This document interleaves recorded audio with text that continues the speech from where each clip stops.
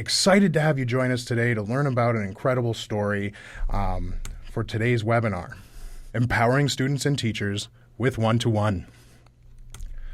My name is Jim Grambois, and I'm with JAMF. Joining me today is Jess Blouvan, a technology specialist at Topeka Public Schools. I'm going to be turning it over here to Jess in just a moment, but really excited to have him speak with us today. I'd like to go over the agenda really quickly before we kick off. We're going to start off talking through why K-12 should implement one-to-one, how to empower teachers with the iPads, some best practices that Jess has found on implementations, and we'll go over some top takeaways for a successful one-to-one deployment. So, without further ado, I'd like to turn it over to Jess Blouvan. Good afternoon. Thanks so much for joining us today for this webinar on one-to-one. I felt like this is something really important to talk about because when you're going to one-to-one, there's so many questions that come up after you start the one-to-one. Not simply just the technology side of it, but all the training, all the expectations that you start to build when you think about what you want from your one-to-one, especially in the K through 12 setting. So my name is Jess Blouvan. I'm from Topeka Public Schools in Topeka, Kansas. Once again, I'm so happy to be a part of this today. So the first thing that we're looking at here is why should we have a one-to-one, or why should we consider, many of you may have already considered, one-to-one in K through 12. It's important as technology gets more and more common to start implementing technology within the classroom. And so with more and more resources being funneled through technology, having the right tech available to your staff, to your students, to everyone becomes a high priority, and enabling them to be able to complete the tasks that they need to complete. No more do we have all the books sitting all over the place. Now we have all those computers that has access to so much information, and so we have to ask ourselves how we're going to get that information out to these people. Now, just making technology available is not sufficient, as new technology may come with features and restrictions that are far above the expectations of the staff and of the students. Setting up a plan, starting from purchase to in-class implementation, becomes a great priority to maximize one-to-one effectiveness. So you want to do one-to-one, you have the desire to get staff involved, but you got to think, okay, well, where do we go from here, right? So there's a couple questions that we need to ask ourselves to ensure success. First of all, why one-to-one? What is it about one-to-one that makes and motivates us to want to get that technology in those kids' hands? One-to-one is not just a technology upgrade. You're actually building an educational network. Some of you may have been in technology or even in public schools for many years, and you might remember the days when computers started to become more common and the networks had to become more reliable. This is kind of the same thing, because you're talking about putting, in this case, an iPad in every student's and every teacher's hands. And so you're building a network of technology for everybody to be able to have access to this. Now, putting the technology out there isn't simply enough. You got to think about, well, what are they going to do with this technology? Do they even know what they're doing? I remember we had a teacher who had no idea that there was even an access point in her classroom because she thought it was just a fire alarm. She looked at it and had no idea what it actually was. That's not what we want to happen. We don't want there to be a misunderstanding about the technology in the classroom. So you got to ask yourself, what are your goals? What do you want to accomplish with this? And how will this change how your organization uses technology?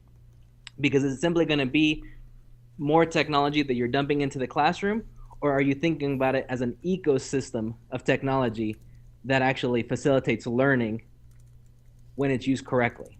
Is it going to be something that can be used for the benefit of the staff and the students, or is it just something that is trying to be implemented from the top down? So these are really important questions for us to consider when really bringing out one-to-one. Next, I want to touch on empowering teachers with iPads. Now, this is something that when we started our one-to-one, we really didn't even talk about. At the beginning, our one-to-one was very much student-focused. which it should be. I mean, our students are the ones that are going to be dealing with a lot of this technology, but it's almost like it gets forgotten who's going to be teaching them how to use the iPads. Who's the one that's really going to be overseeing what's going on? So it's just as important to empower the teachers with iPads. So a great benefit to being one-to-one is having everyone with the same device.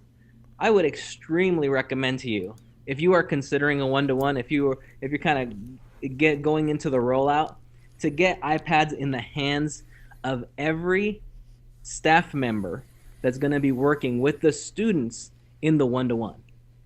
So teachers, paras, people that are working with them every day, even if they're not one-to-one in the same way that the kids are, just having access to that technology freely is very, very important, because a lot of these teachers may have never even been in contact with an iPad or with that technology. They may not be comfortable with it, and the idea that you're going to be dropping off anywhere between 15, 20, 25 iPads, depending on the size of the classroom, may be a very intimidating thing.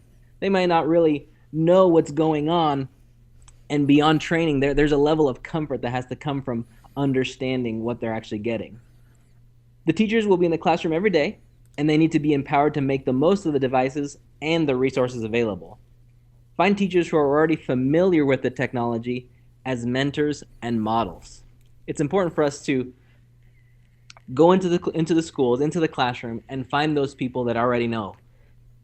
People that are using iPhones, that are already familiar with it. Most people these days, most teachers these days are going to have some kind of phone. A good percentage of them might have an iPhone.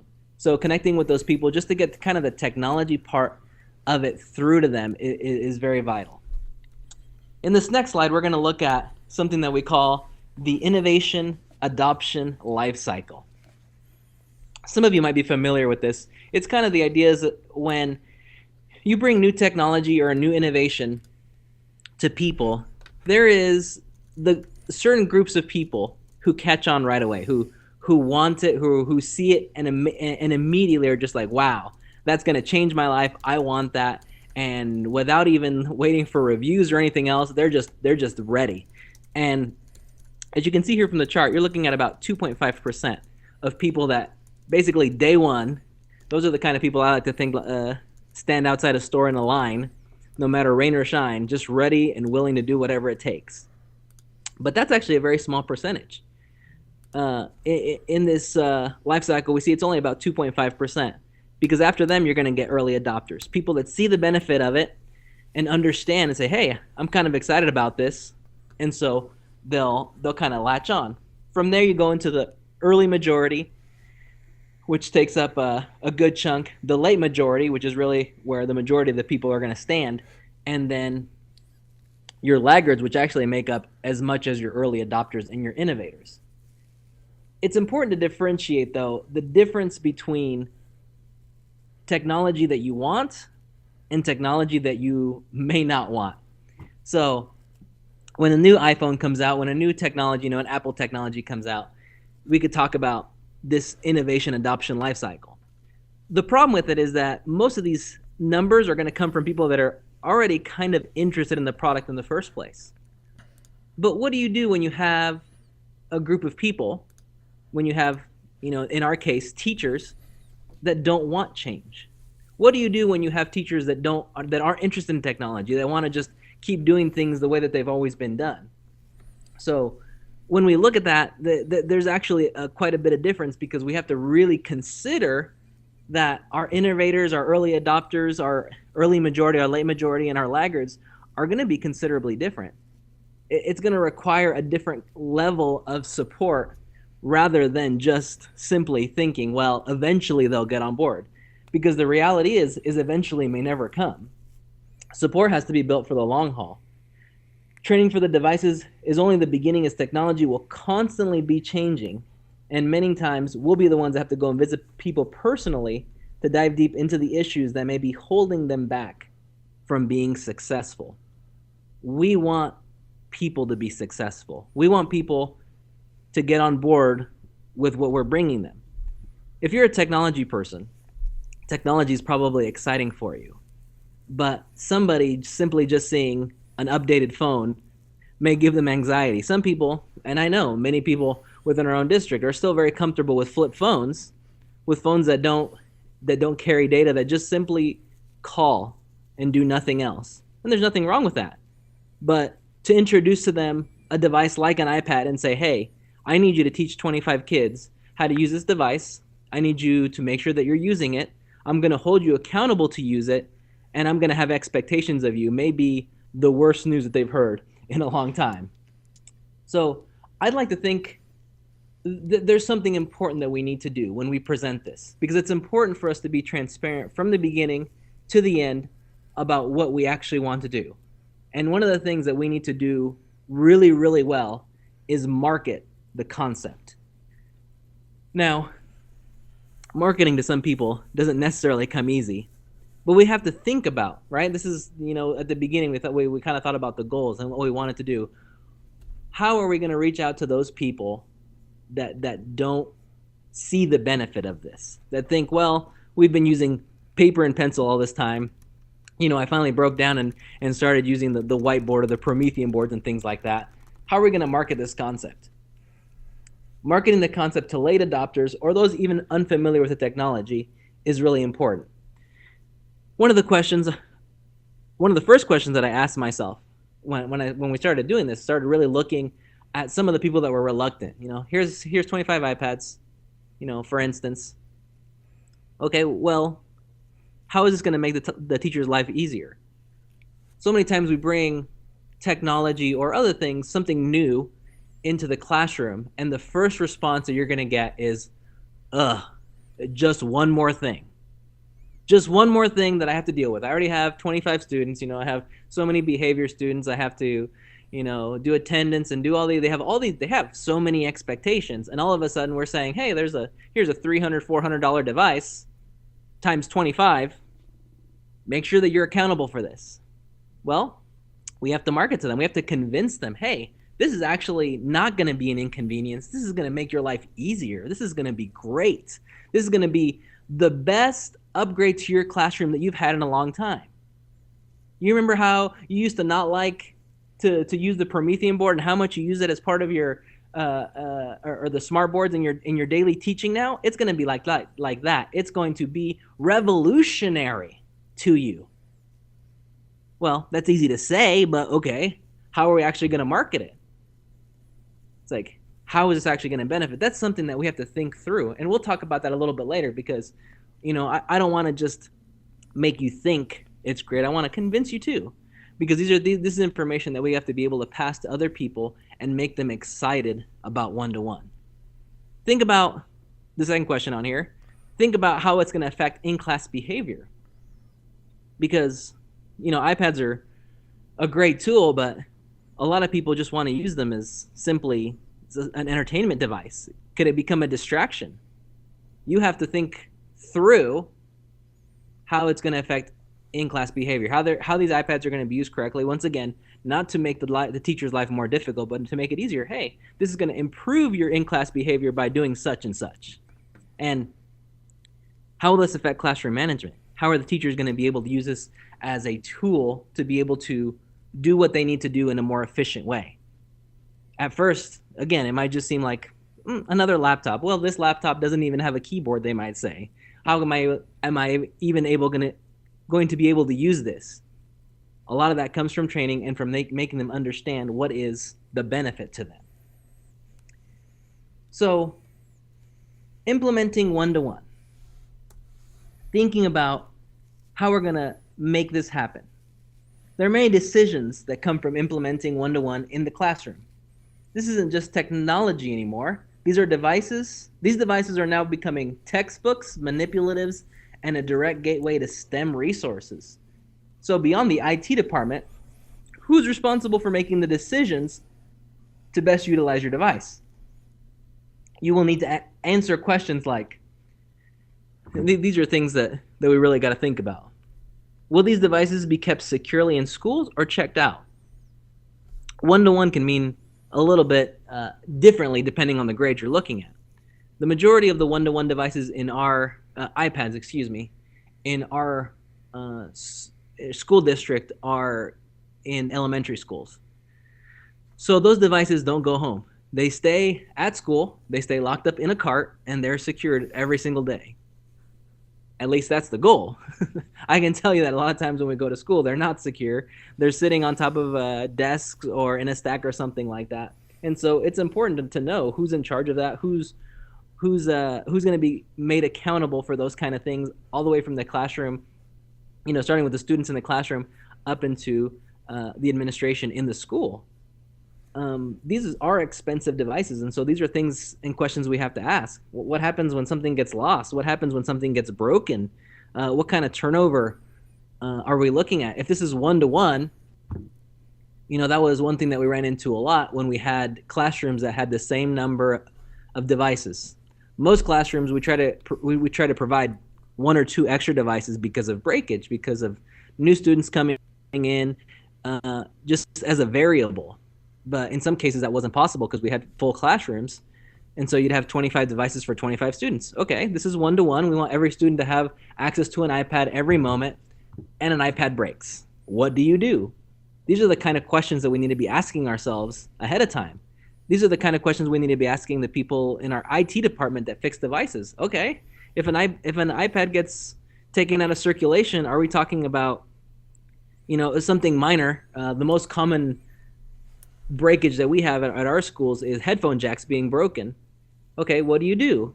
Is this going to be a 1-day fix, a 2-day fix, a week? How long is this going to take to be able to be taken out and be brought to the classroom as quickly as possible? We need to ask ourselves what programs and apps are needed for the devices. This is such an important thing. These are questions that we constantly get. We have apps and programs that we want them to use. But there are a lot of times that some apps and programs are not appropriate for certain grades. So what do you do when you have teachers that are willing to use the iPads, that want to use them, but don't feel like they have enough apps or the right apps for their iPads? Some of these apps are expensive.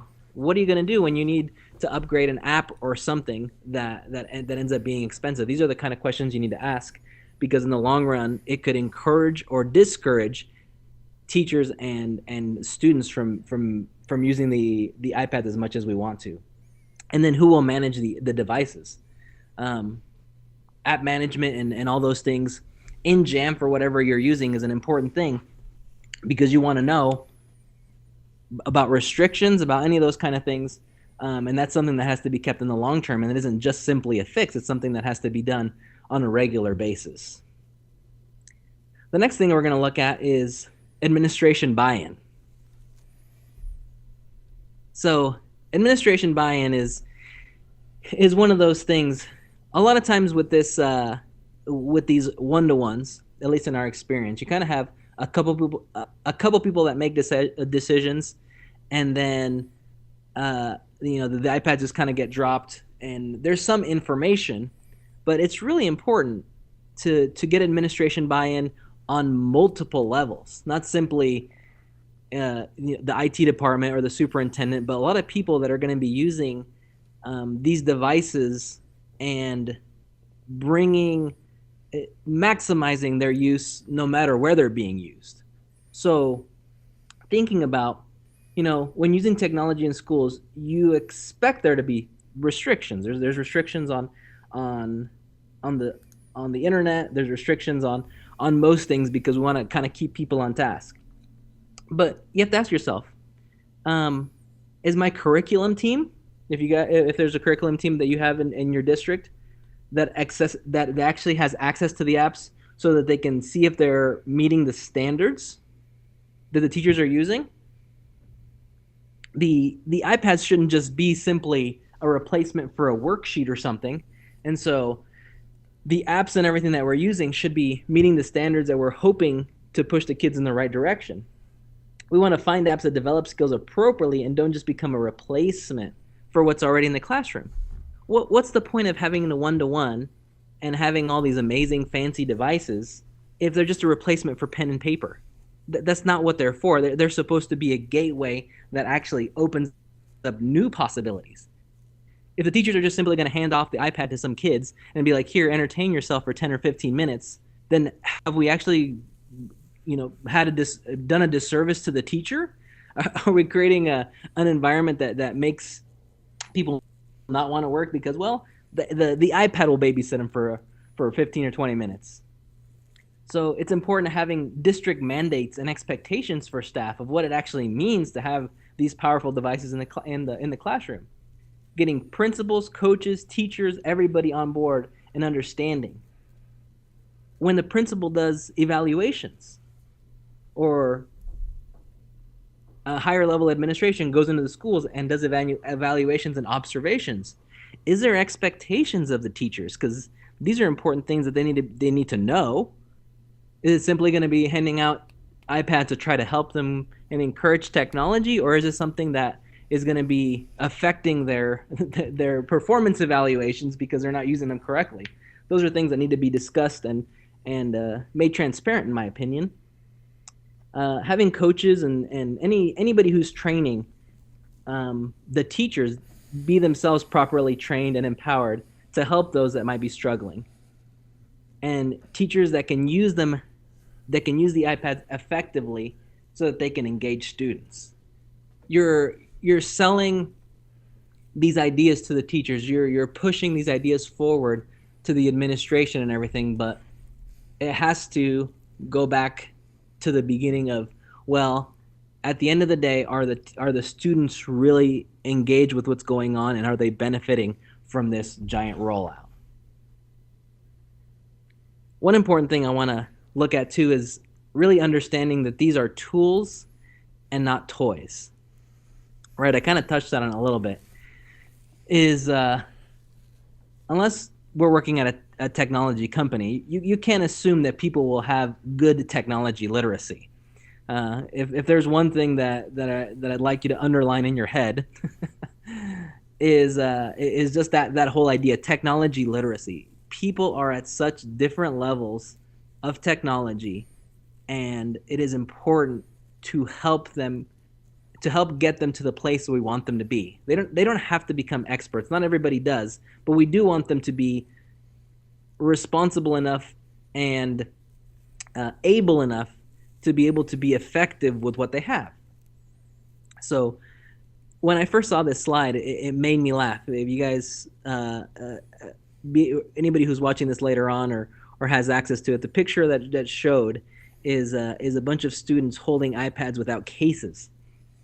And it just makes me laugh because one of the first things that we discovered is you don't have iPads without cases because they're slippery and they fall all over the place and you get cracked screens, and then we have all that problem that we were talking about. So it's important for us to think about, okay, we're training these people, we're developing technology literacy, we got to take care of these devices. So building technology literacy has to be a part of a bigger plan to motivate teachers and staff to get on board. The end result for all of this is that these are tools and not toys. These are tools for children. You know, we're going to be putting all our books on these iPads. No more thick books laying around. We're going to put, their email, their personal information in a sense on these devices so that they are able to access the apps quickly, so that we're able to get them back on the program they're supposed to be, so that it can maximize their learning time. When they go to stations, they can just open up the iPad and just start right off where they were before. Less teacher interaction, more learning time. That's something that teachers are always constantly fighting for. But again, if the teachers are only seeing these as toys and just as an entertainment device or a distraction device, then they're really going to miss out on maximizing that classroom time. But again, that really, really, really falls back on us. I cannot tell you how many times we have had this conversation and people have gotten frustrated, and it's not, I don't want to say it's never the teacher's fault, because obviously there's going to be some, but the majority of the time it is our fault. It is our fault, the ones that are in charge of putting this out there, because we have not empowered them to do it. Either they don't know how to use the iPad, they don't know how to use the apps, they don't understand how to connect, they don't understand the resources, or they don't have accessibility. There's a lot of things. And you know what? that really brings us into one of the things that I'm most passionate about, and that is real people and real solutions. I know that we all hate getting on the phone when we have a problem, when the cable is out, when something is broken, and listening to a robot talk to us. I get frustrated as an IT professional having to tell a teacher, have you tried plugging it in and unplugging and plugging it in? Are you sure that the power's on and things like that? And having to have those conversations, even though a lot of times that is the problem. The reality is that we will have to spend a lot of time with these people if we want to turn this. And this is what I want us to really grasp. We need to turn this away from a technology conversation and turn this into an education conversation.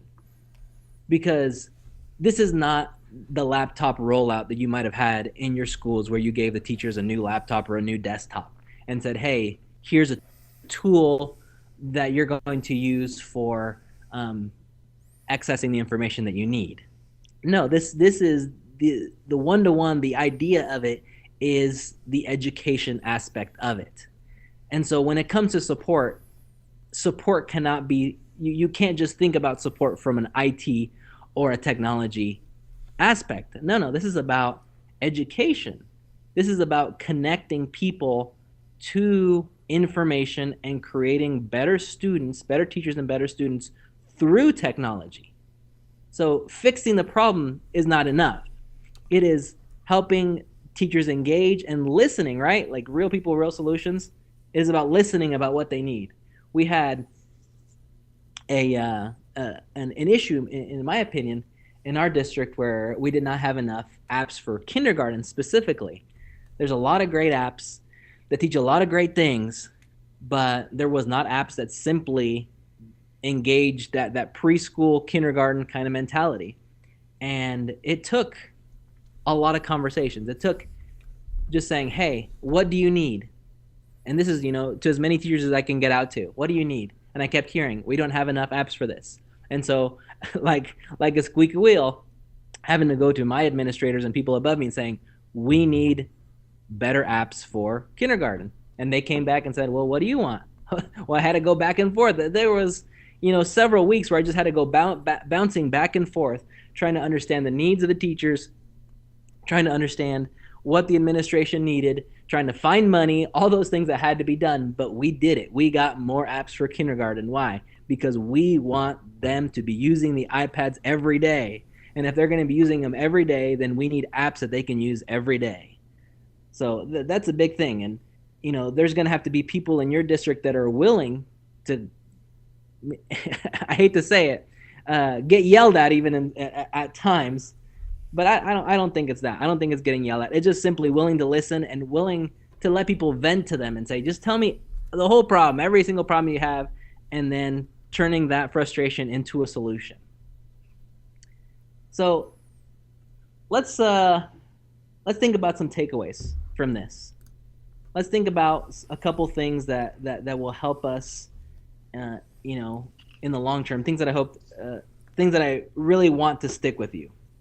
Number one, have the right apps. I hope that you have heard that during this presentation because I feel like I've said it a lot, but I feel like I can't stop saying it. Have the right apps.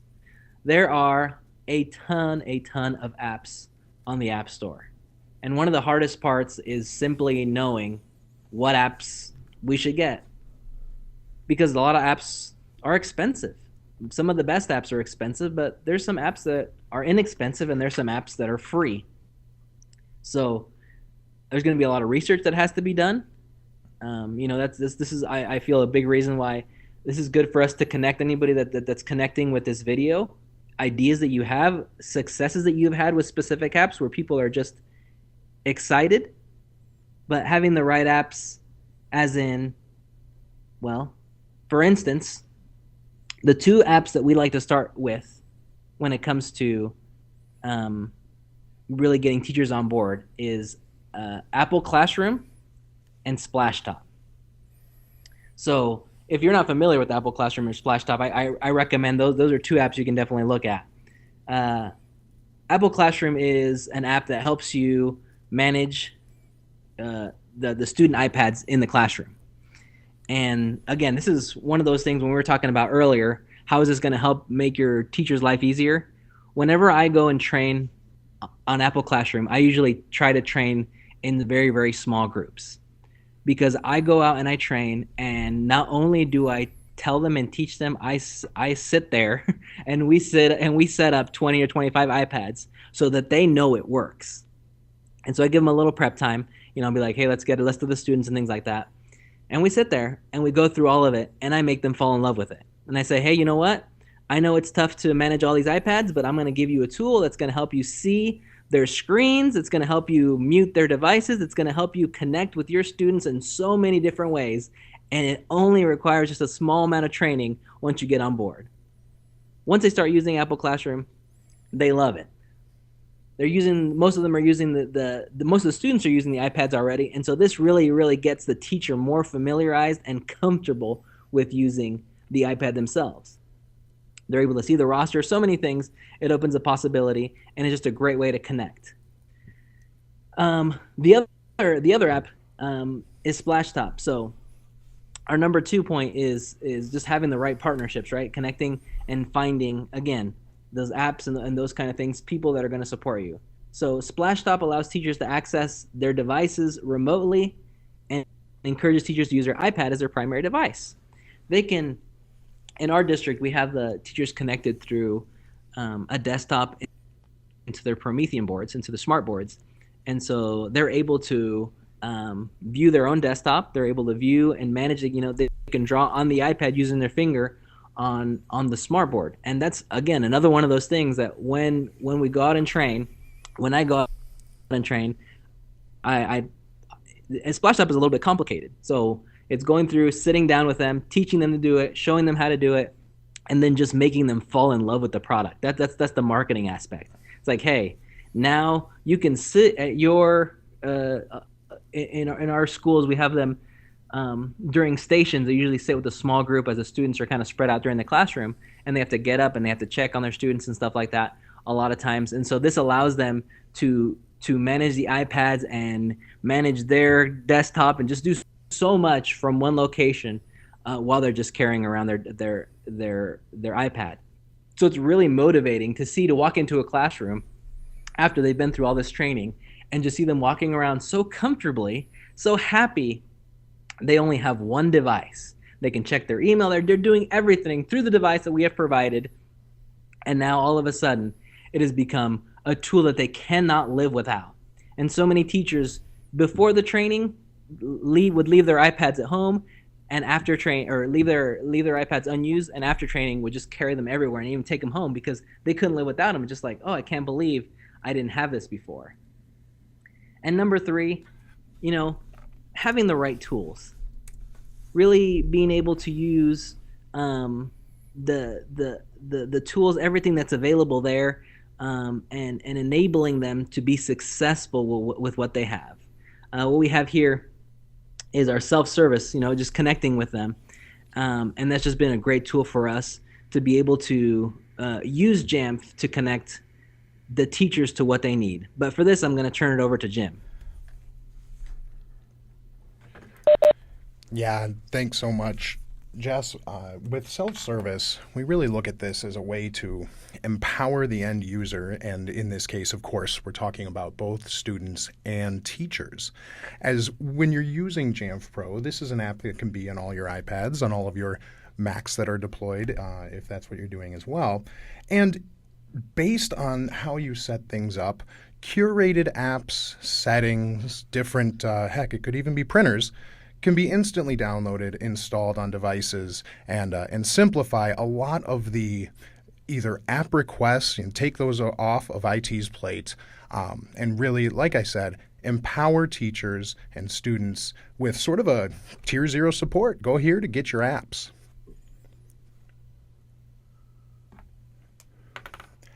So, with that said, we do have a few other takeaways for success to talk about. And I'm going to turn it back over to Jess to wrap this on up. The things that we really talked about is the need for transparency. The teachers, in so many ways, when we hear them, when we let them vent, they talk about having expectations that they didn't know anything about. Bringing in this much technology and this much change can be a pretty daunting thing. So it's important just to level with them and to be transparent, just to let them know, not only are these the expectations, but know that we are here for you when you need it.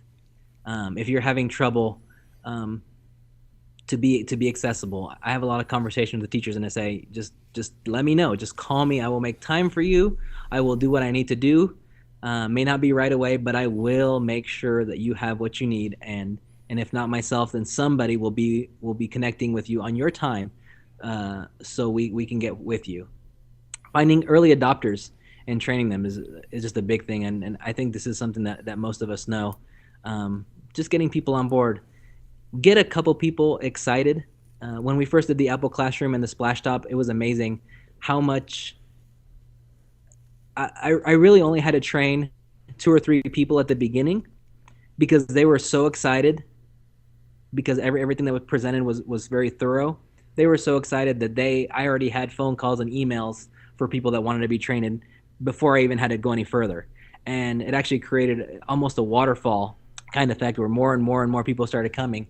And it was amazing. It was amazing how much, those early adopters are going to help you. It's important for you to commit to the long haul. Because, when we look through that, the innovation chart, you're always going to expect people to not want the technology, to not want to be on board, to just want to do things the way they've always been. And so, one good thing about Jamf is you can find out who's using the iPads. So that's actually a tool that we use quite a bit. We look and see, hey, this teacher hasn't not even turned their iPad on for 3 months, hasn't checked in. And so, not trying to get them in trouble, not trying to go after them, but simply usually get an email, or when I'm in the buildings, I might just go out and be like, hey, is there some time that you have later on this week or whenever I'm available where I can come and help you set up your iPad?